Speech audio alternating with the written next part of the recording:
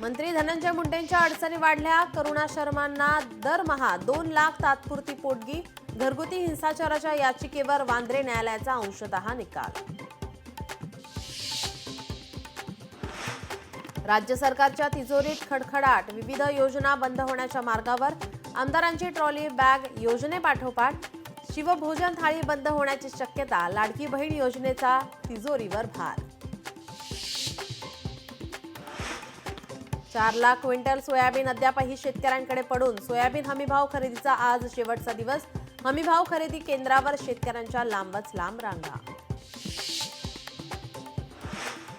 शिर्डीतील मोफत भोजनासाठी आता टोकन पद्धत. शिर्डीतील वाढती गुन्हेगारी लक्षात घेता साई संस्थांचा महत्त्वाचा निर्णय.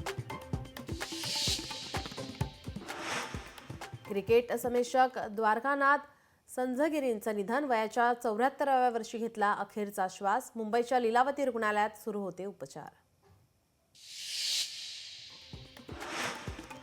महाराष्ट्रातील शेतकरी सर्वाधिक कर्जबाजारी. राज्यातल्या शेतकऱ्यांवर 7,38,000 कोटी तर देशातील शेतकऱ्यांवर 33,50,000 कोटींचं कर्ज.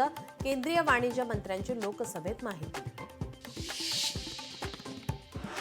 विशाळगडावरील अतिक्रमणं तत्काळ हटवण्याचे महसूल मंत्री चंद्रशेखर बावनकुळेंचे आदेश. अतिक्रमणाविरोधात सांगली कोल्हापुरात आंदोलनं सुरू.